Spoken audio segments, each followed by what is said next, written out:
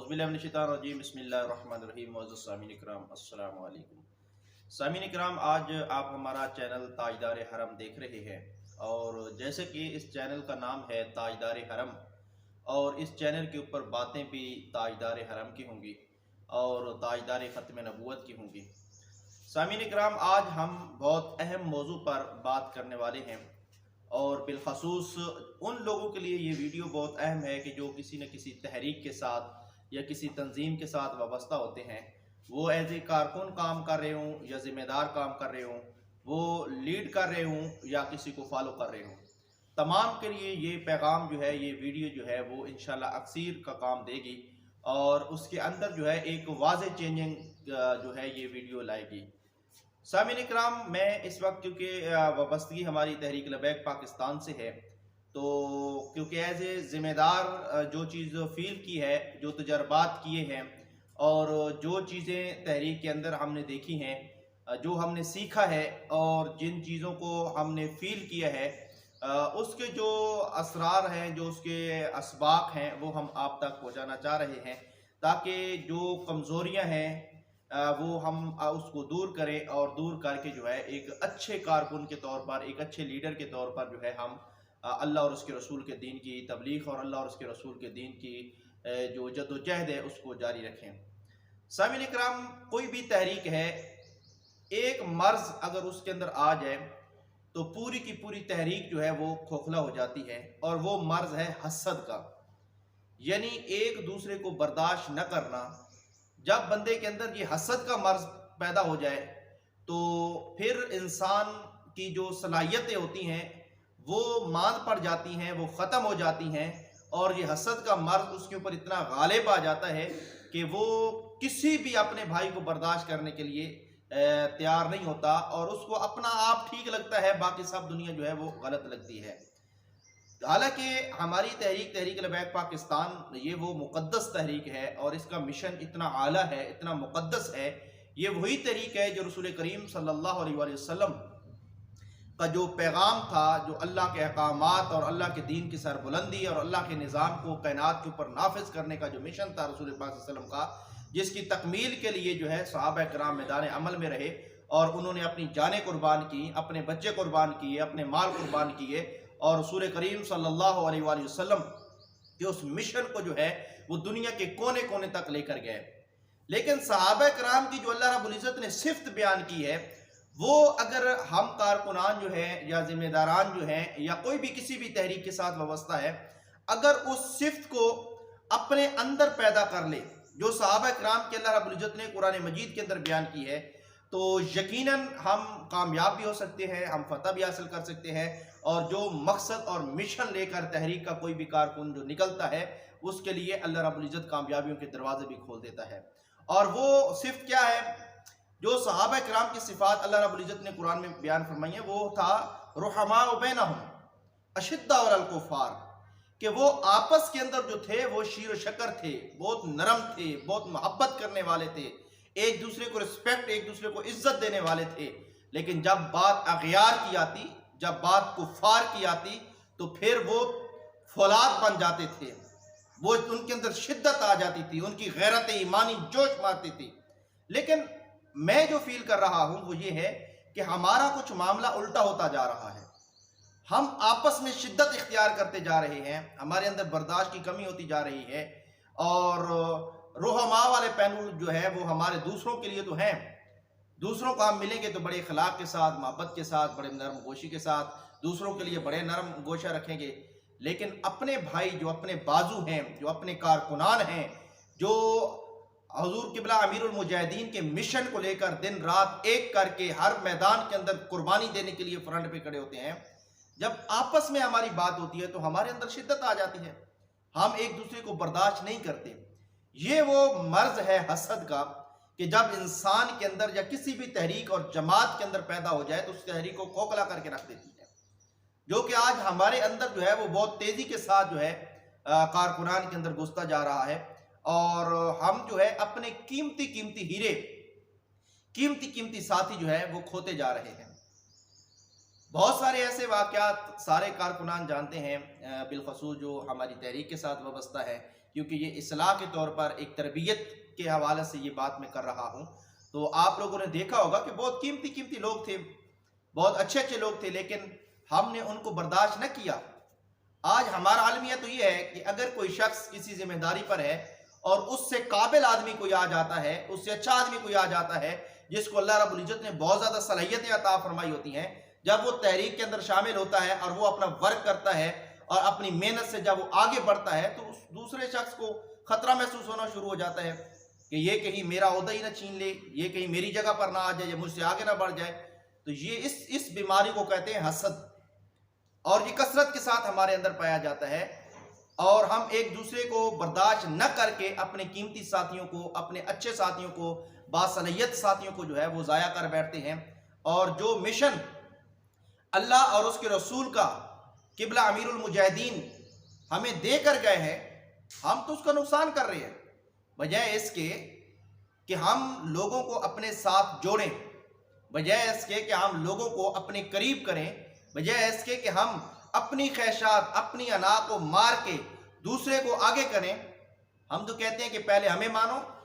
ہمیں آگے کرو، چلنا ہے تو ہمارے پیچھے چلو۔ تو یہ وہ ناسور ہے، یہ وہ مرض ہے کہ جو تحریکوں اور جماعتوں کو جو ہے وہ کھوکھلا کر کے رکھ دیتا ہے، اور اخیر پھر یہی ہوتا ہے کہ تمہاری داستان تک نہ ہوگی، داستانوں میں پھر وجود بھی ختم ہو جاتے ہیں۔ تو جب یہ نفرتیں پیدا ہو جائیں، آپس میں اختلاف پیدا ہو جائیں، تو جو اللہ کی رحمت ہے وہ اٹھ جاتی ہے،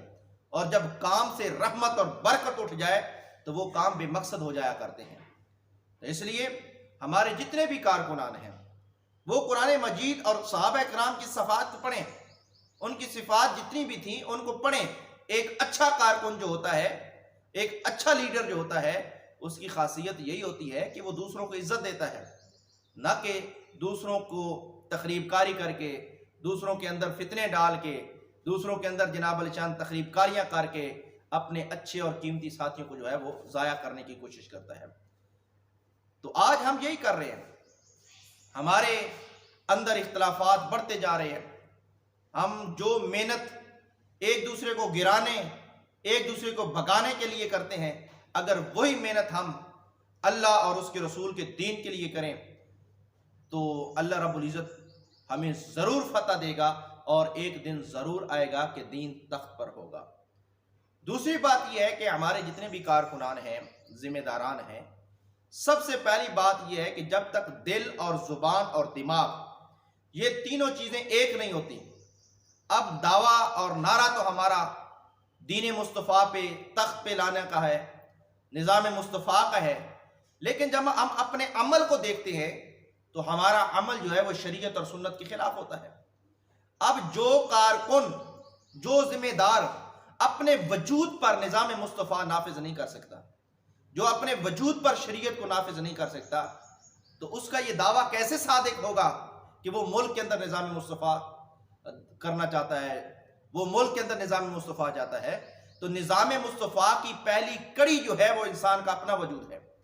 ملک تو جب ملے گا، ملک کے اوپر حکمرانی جب آئے گی، ملک کے اوپر جب اختیار ملے گا، اقتدار ملے گا، تو وہاں نافذ ہوگا۔ لیکن یہ 4-5 فٹ کی باڈی جو اللہ نے ہمیں عطا فرمائی ہے، جو ہمارے اختیار میں ہے، پہلے ہم اس وجود کے اوپر تو نظام مصطفیٰ نافذ کریں، پہلے اپنے حلیے کو تو شریعت اور سنت کے مطابق بنائیں، تاکہ جس گلی سے گزرے تو لوگ دیکھ کر کہیں کہ یہ نظام مصطفیٰ کا دائی ہے، اور سر سے لے کر پیر تک یہ رسول کریم صلی اللہ علیہ وسلم کی سنت میں رنگا ہوا ہے، یہ شریعت کا پابند ہے، یہ نظام مصطفیٰ کا پابند ہے۔ یہ نہ ہو کہ جھنڈا نظام مصطفیٰ کا ہو، نعرہ نظام مصطفیٰ کا ہو، پیغام نظام مصطفیٰ کا ہو، لوگوں کو بتا ہم نظام مصطفیٰ رہے ہوں، لیکن ہمارا اپنا عمل نظام مصطفیٰ کے خلاف ہو، شریعت کے خلاف ہو، سنت کے خلاف ہو، ہم خود نظام مصطفیٰ کی خلاف ورزی کر رہے ہوں، ہم خود حضور کی سنت و شریعت کو اپنے وجود پر نہ لا رہے ہوں، اور پھر کہیں جی کہ ہم تو نظام مصطفیٰ کے دائی ہیں، تو یہ قول و فعل کا تضاد ہے۔ اور اللہ نے قرآن مجید میں فرمایا یا ایھا الذین آمنوا لما تقولون ما لا تفعلون، اے ایمان والو جو تم کہتے ہو وہ خود کیوں نہیں کرتے، جس چیز کا دعویٰ کرتے ہو وہ خود کیوں نہیں کرتے۔ فرمایا کہ یہ تو اللہ کو بہت برا لگتا ہے کہ تم دعویٰ تو کرو، کہو تو صحیح، لیکن اس کے اوپر عمل نہ کرو۔ تو کارکنان کے لیے، ذمہ داران کے لیے یہ بھی ہے کہ جو مشن ہم لے کر چلے ہیں قبلہ امیر المجاہدین کا، اس کو ہم اپنے وجود پر بھی نافذ کریں. اپنے اندر سے یہ حسد، کینہ، تکبر، غرور، انانیت، تخریب کاری، ایک دوسرے کو گرانا، کوئی کسی کو گرا رہا ہے، کوئی کسی کو اٹھا رہا ہے، کوئی کسی کا گروپ بن رہا ہے، کوئی کسی کی جناب تعریفوں میں، خوشامتوں میں لگا ہوا ہے. تو بھائی بابا جی ہمیں یہ مشن دے کر نہیں گئے تھے. بابا جی نے ہمیں ایک ہی در دکھایا ہے اور وہ در مصطفیٰ ہے. اس لیے آپ اپنا جب تعارف فرماتے تو فرماتے میں کتا پاک رسول اللہ کا. بابا جی نے تو اپنی ذات کا تعارف نہیں کرایا. جو اس لائق تھے، جو اس کے مستحق تھے کہ ان کا تعارف ہوتا، ان کا نعرہ ہوتا، لیکن بابا جی نے اپنا نعرہ نہیں لگایا. جو نعروں کے قابل ذات تھی، جن کے لیے نعرہ لگانا جچتا تھا، جب انہوں نے اپنا نعرہ نہیں لگوایا، اپنی ذات کی شناخت، اپنے آپ کو بڑا اور اپنے پیچھے لوگوں کو نہیں لگایا، انہوں نے تو در مصطفیٰ دکھایا ہے. ہم کیا کر رہے ہیں؟ ہمیں سوچنا ہوگا، اپنے اندر جھانکنا ہوگا، ہمیں غور کرنا ہوگا کہ ہمیں اللہ رب العزت نے کتنی پاکیزہ جماعت عطا کی ہے، کتنی اعلیٰ جماعت عطا کی ہے، کتنا پاکیزہ مشن ہے، اور ہم کس چکر میں پڑ گئے. کوئی کسی کو گرا رہا ہے، کوئی کسی کے پیچھے تخریب کاریاں کر رہا ہے، کوئی کسی کے پیچھے لگا ہوا ہے. تو یہ آپ نظام مصطفیٰ کا کام نہیں کر رہے، یہ ہم اپنی ذات کا کام کر رہے ہیں، اپنے نفس، اپنی خواہشات کا کام کر رہے ہیں، اور اس میں ہمیں کبھی بھی کامیابی نہیں ملنے والی. آئیں دوبارہ بابا جی امیر المجاہدین، قبلہ امیر المجاہدین علامہ خادم حسین رضوی رحمت اللہ علیہ، جو پاکیزہ سوچ اور مشن دے کے گئے ہیں، آئیں دوبارہ ان کی طرف لوٹے، ان کے ساتھ پھر سے تجدید عہد کریں، اپنے اندر توبہ کریں کہ جن بھائیوں کو ہم نے ضائع کیا، جن بھائیوں کو ہم نے ناراض کیا، جو میری وجہ سے، ہماری وجہ سے تحریک چھوڑ کر چلا گیا، جو ہماری وجہ سے تحریک کی ذمہ داری سے دستبردار ہو گیا، جو ہماری وجہ سے تحریک سے پیچھے ہٹ گیا، تو اس کے ذمہ دار قیامت والے دن ہم ہوں گے. رسول کریم صلی اللہ علیہ وسلم کی بارگاہ میں وہ مدعی بن کر کھڑا ہوگا اور ہم مجرم ہوں گے. آئیں دوبارہ اپنے بھائیوں کو واپس لائیں، آئیں دوبارہ اپنے بھائیوں کو خوش کریں، ان کو راضی کریں، اپنے بازو مضبوط کریں، دوبارہ سے اپنے اندر وہ جذبہ، وہ ولولہ، وہ حقانیت، وہ صداقت، وہ سچائی جو قبلہ امیر المجاہدین ہمیں دے کر گئے ہیں، دوبارہ اس کی طرف لوٹ آئیں اور اپنے عمل کو مضبوط کریں. اکثر جب فیلڈ کے اندر جاتے ہیں لوگ یہی کہتے ہیں کہ یہ کیسے لوگ ہیں جو دعوت و نظام مصطفیٰ کا کرتے ہیں، اندر ہم حسد رکھتے ہیں، تکبر ہے، ایک دوسرے کی ٹانگیں کھینچ رہے ہیں، ایک دوسرے کو گرا رہے ہیں، ایک دوسرے کے پیچھے پڑے ہوئے ہیں، عمل ان کا ہے نہیں، شریعت سنت سے یہ دور ہیں. تو پھر یہ کیسا نظام مصطفیٰ ہے؟ میرے بھائیوں، اگر ہم چاہتے ہیں کہ نظام مصطفیٰ ہو، اگر ہم چاہتے ہیں کہ دین تخت پر آ جائے، تو پھر اپنے بھائیوں کو ساتھ لے کر چلنا ہوگا، اپنے بازوؤں کو مضبوط کرنا ہوگا، ان حسد، کینہ، تکبر، تخریب کاریوں سے نکلنا ہوگا. دشمن تو یہی چاہتا ہے کہ وہ آپس میں انما یرید الشیطان ان یوقع بینکم العداوہ، شیطان تو یہ چاہتا ہے کہ وہ تمہارے اندر عداوت پھوٹ ڈال دے، آپس میں لڑا دے، آپس میں تمہیں دست و گرباں کر دے. شیطان تو یہ چاہتا ہے. اگر ہم بھی یہی کام کر رہے ہیں تو پھر ہمارے اور شیطان میں فرق کیا ہے؟ پھر تو ہم شیطان کے مشن پر چل رہے ہیں. رحمان تو چاہتا ہے وَاعْتَصِمُوا بِحَبْلِ اللَّهِ جَمِيعًا وَلَا تَفَرَّقُوا. یہ اللہ کی رسی ہے جو دین کا کام ہے، جو دین کے تخت پہ لانے کا مشن ہے، جو بابا جی نے ہمیں رسی دی ہے، نعرہ دیا ہے، رسول اللہ کی ذات ہے. یہ اصل وہ چیز ہے. رحمان تو یہ چاہتا ہے کہ تم آپس میں شیر و شکر رہو، محبت سے رہو، ایک دوسرے کو عزت دو، ایک دوسرے کو رسپیکٹ دو، ایک دوسرے کے ساتھ مل کر چلو. اور شیطان چاہتا ہے تمہیں ایک دوسرے کے ساتھ لڑائی جھگڑا عداوت. تو آج ہم دیکھیں کہ کون لوگ ہیں جو لڑانے جھگڑانے کا کام کر رہے ہیں، کون لوگ ہیں جو ایک دوسرے کے کبھی اس کے کان بھر دیے، کبھی اس کے کان بھر دیے، کبھی اس نے اصل میں پیچھے اس کا اپنا نفس، اپنی ذات ہوتی ہے، تو وہ تو شیطان کا کردار ادا کر رہا ہے. تو اب سوچنا ہم نے ہے کہ ہم نے رحمان کے رستے پہ چلنا ہے یا شیطان کے رستے پر چلنا ہے. رحمان کا رستہ وہی ہے جو قبلہ امیر المجاہدین ہمیں دے کر گئے ہیں، جو بابا جی نے ہمیں بتا دیا ہے. وہ رستہ ایک ہی ہے جو در مصطفیٰ پر جاتا ہے، جو رسول اللہ کی ذات کی طرف جاتا ہے، جو رسول اللہ کی ذات سے ہمیں جوڑ دیتا ہے. وہی رستہ رحمان کا ہے. اب ہم نے خود اپنے اندر غور کرنا ہے کہ ہم نے کیا کرنا ہے، ورنہ اغیار نے تو ہمیں توڑ کر رکھ دیا ہے. اور یہ جو جنرل الیکشن آ رہا ہے، اگر اسی طریقے سے ہم لڑتے رہے، ایک دوسرے کی ٹانگیں کھینچتے رہے، اپنے قیمتی ساتھیوں کو ضائع کرتے رہے، اپنے ایسے ہیرے ساتھیوں کو کہ جن کی وجہ سے ایک رونق تھی، اگر اسی طریقے سے ان کو توڑ توڑ کے ان پھولوں کو باغ سے باہر پھینکتے رہے تو ایک دن یہ چمن اجڑ جائے گا اور پھر ہم ہاتھ پہ ہاتھ دھرے بیٹھے رہیں گے. پھر ہمیں نہ الیکشن میں کچھ ملنے والا ہے، پھر الیکشن کے بعد ہم ہاتھ ملتے رہیں گے اور پھر وہی نعرے اور وہی ریلیاں اور وہی جناب وہی لاشیں اور وہی لڑائی جھگڑے اور وہی جناب روڈوں پہ آنا اور وہی ساری زندگی ہم پھر یہی کرتے رہیں گے. اگر ہم چاہتے ہیں کہ دین تخت پر آ جائے، اگر ہم چاہتے ہیں کہ دین کی سربلندی ہو، اگر ہم چاہتے ہیں کہ دین کی حکمرانی ہو، تو سب سے پہلا کام یہ کرنا ہمیں ہوگا کہ ہمیں دین کو اپنے وجود پر نافذ کرنا ہوگا، ہمیں سنت شریعت کو اپنے وجود پر نافذ کرنا ہوگا، ہمیں رسول اللہ کے نظام کو اپنے وجود پر، اپنے گھروں پر، اپنے بچوں پر، اپنے جو ہے قریبی ساتھیوں پر نافذ کرنا ہوگا، اور اپنے اندر سے حسد، کینہ، تکبر، غرور، تخریب خاری، ایک دوسرے سے کھینچنا، ایک دوسرے کو گرانا، ایک دوسرے کے پیچھے پڑ جانا، ان چیزوں کو اندر سے نکالنا ہوگا، سچا مومن بننا ہوگا. پھر ہم جب میدان کے اندر نکلیں گے ہر گلی میں اللہ ہمیں فتح عطا فرمائے گا، ورنہ ایسے کچھ نہیں ہونے والا. ایسے ہم اپنے اس چمن، اس باغ سے ایک ایک پھول کو توڑ کے باہر پھینکتے جائیں گے، یہ بھی ٹھیک نہیں ہے، یہ بھی ٹھیک نہیں ہے، یہ بھی ٹھیک نہیں ہے، یہ بھی غلط ہے، یہ بھی غلط ہے، بس میں ہی ٹھیک ہوں. تو جب مالی باغ کے پھول توڑ توڑ کر باہر پھینکتا ہے کہ یہ پھول ٹھیک نہیں ہے، تو پھر خالی سونا باغ رہ جاتا ہے اور اخیر وہ جو ہے وہ بھی اجڑ جاتا ہے. تو ہم نے اس بابا جی کے باغ کو، رسول اللہ صلی اللہ علیہ وسلم کے اس دین کے ان غلاموں کے باغ کو اجاڑنا نہیں ہے، تو ان کو اس میں بہار لے کر آنی ہے. ہم نے ان کو آباد کرنا ہے، ہم نے ان ٹوٹے ہوئے شاخوں کو دوبارہ جوڑنا ہے، ہم نے ان کو ساتھ ملانا ہے اور اس کارواں کو بڑھانا ہے، نہ کہ اس کو کم کرنا ہے. تو اللہ پاک ہمیں یہ ہمت عطا فرمائے، یہ توفیق عطا فرمائے کہ ہمارے اندر سے یہ بیماریاں، یہ جو حسد کا کیڑا آ چکا ہے، یہ مر جائے، یہ ختم ہو جائے، اور ہم سچے اور سچے دل سے توبہ کر کے قبلہ امیر المجاہدین کے جو مشن ہے، جو مقصد ہے، کوئی ایک مثال ایسی نہیں ملتی کہ صحابہ کرام نے آپس کے اختلاف کی وجہ سے کوئی دین چھوڑ کر گیا ہو. کوئی ایک مثال نہیں ملتی کہ کسی صحابی کے کسی عمل کی وجہ سے کوئی بندہ دین سے پیچھے ہٹا ہو. نہیں، بلکہ رسول اللہ کے غلام تو جس گلی میں جاتے تھے، جس علاقے میں جاتے تھے، لوگ ان کے کردار سے، ان کے اخلاق سے، ان کی صورت اور سیرت اور عمل سے لوگ جوق در جو اور اسلام کے اندر داخل ہوتے تھے. لیکن آج ہم تو الٹا کر رہے ہیں، آج ہمارے عمل سے، ہمارے کردار سے لوگ تحریک میں آتے ہیں اور ہمیں دیکھ کر وہ پیچھے چلے جاتے ہیں.